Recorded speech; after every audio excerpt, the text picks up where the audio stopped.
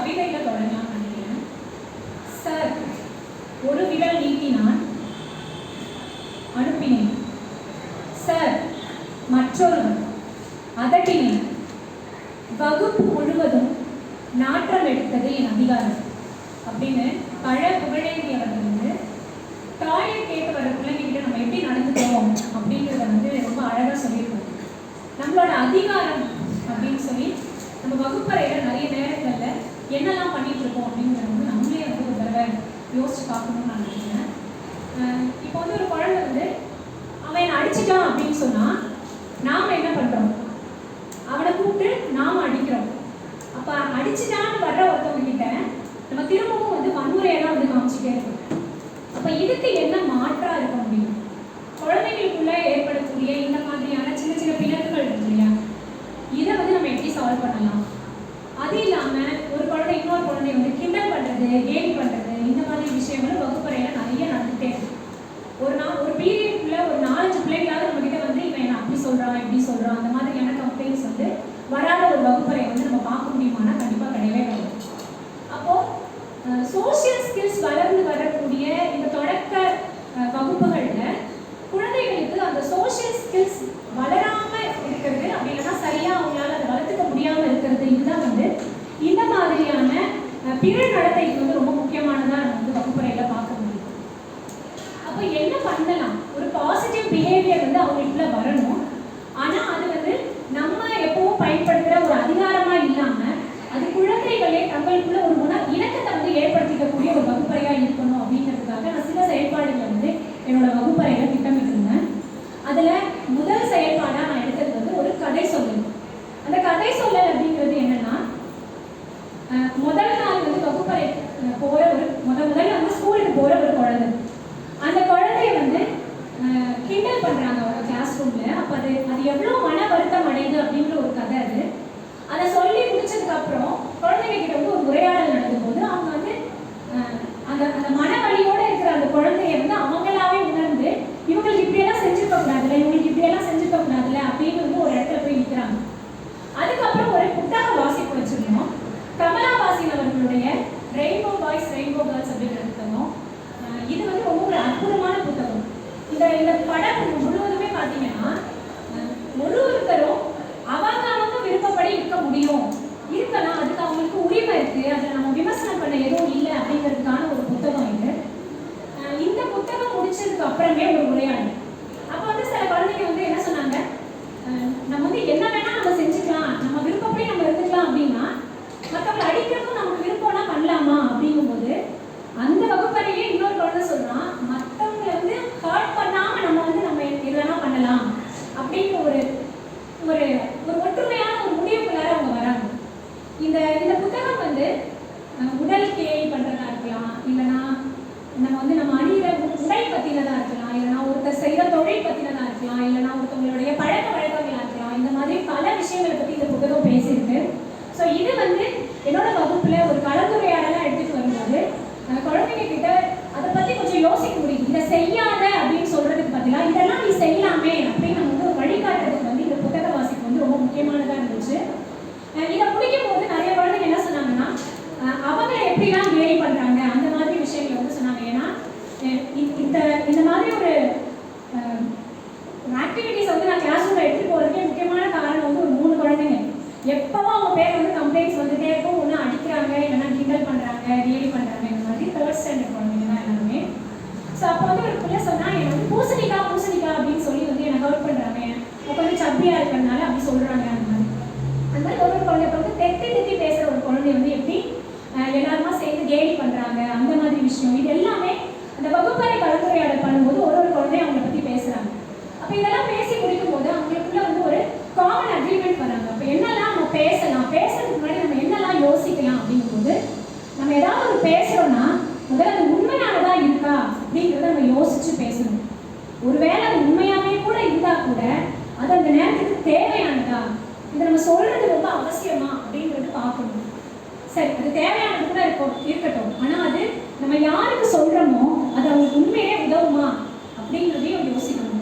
ஒரு வேலை உதவியா இருந்தா கூட அதை நம்ம சொல்ற முறை இருக்குல்ல, அது எப்படி இருக்கணும்? நம்ம ஹார்ஷா சொல்லலாமா, இல்லை கொஞ்சம் அன்பா கூட சொல்லலாமா மாதிரியான இந்த 4 சொற்களும் வந்து என்னோட வகுப்பறையில் ஒட்டியிருக்கும். அப்போ தினமும் காலையில் அவங்க கிளாஸ் ரூம்குள்ளே வரும்போது எப்படி வந்து கிளாஸ் ரூம் ரூல்ஸை டெய்லி ஞாபகம் வச்சுப்பாங்களோ அந்த மாதிரி பேசும் முன் கவனி அப்படிங்கிற இந்த 4 வாக்கியங்களையும் வந்து அவங்க தினமுமே வகுப்பறையில் காலையில் சொல்லுவாங்க.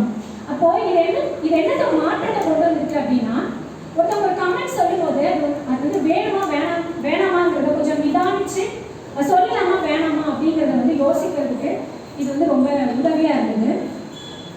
இது முடிச்சதுக்கு அப்புறமே ஒரு சின்ன ஒரு ஆக்டிவிட்டி வச்சிருந்தேன். அது என்னன்னா, எல்லாருக்கும் வந்து ஒரு ஹார்ட் பேப்பர் கையில் கொடுத்தாச்சு வகுப்பறையில் இருக்கிற எல்லாருக்கும். அதை கொடுத்ததுக்கு அப்புறமே நாங்கள் வந்துட்டு ரொம்ப கடுமையான சொற்களாக வகுப்பறையில் அவங்க கேட்கறது இல்லை ஆசிரியர் பயன்படுத்துறது எந்த வார்த்தைகளாக வேணா இருக்கலாம். இப்போ கடுமையான சொற்களை அவங்க கேட்கும் போதெல்லாம் அந்த ஹார்ட் பேப்பரை க்ரஷ் பண்ணிகிட்டே இருக்கணும். எல்லாம் அந்த மாதிரி கசக்கி கசக்கி கசக்கி அதுக்கப்புறம் திரும்பவும் அதை பழைய உருவத்துக்கு எடுத்துட்டு வாங்க, பேப்பரை திரும்ப பழைய உருவத்துக்கு எடுத்துட்டு வாங்க அப்படின்னா பசங்க கீழே வச்சு அப்படியே தேய்ச்சி அதை நான் திருப்பி பழசா கொண்டு வரேன் அப்படின்னு வந்து ரொம்ப முயற்சி பண்ணாங்க. ஆனால் அது முயற்சி பண்ணாலும் நமக்கு தெரியும் இல்லையா, கசக்கிற பேப்பரை திரும்பவும் அந்த மாதிரி மாற்றவே முடியாது.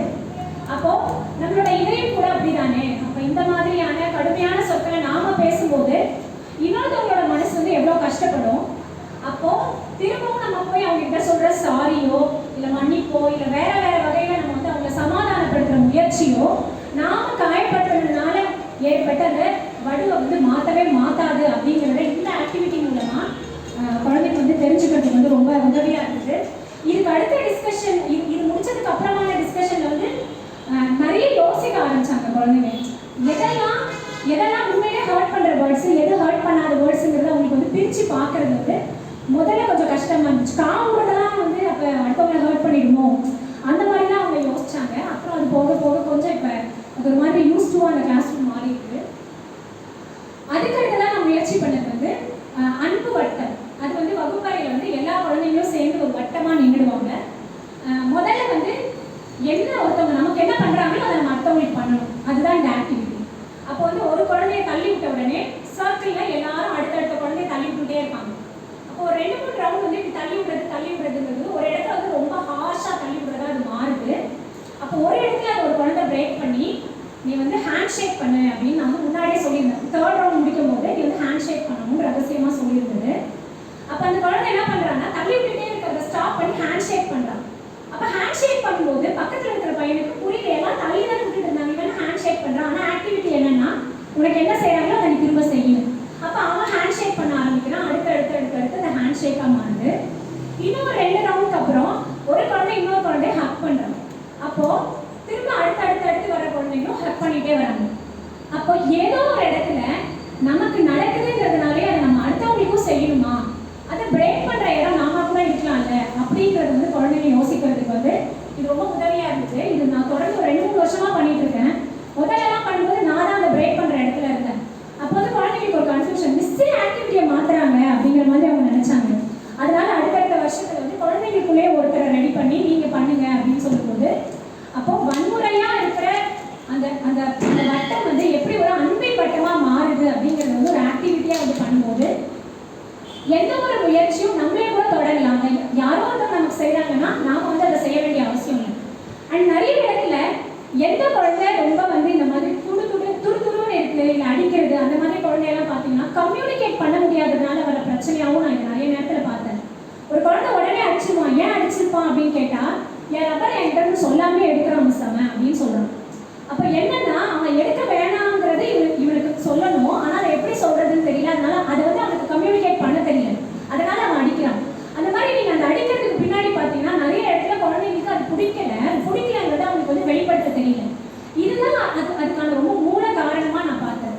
அப்போ அடுத்ததா என்னோட கிளாஸ் ரூம்ல நான் பண்ண முயற்சி என்ன அப்படின்னா ஒரு கிளாஸ் ரூம் டிஸ்கஷன்.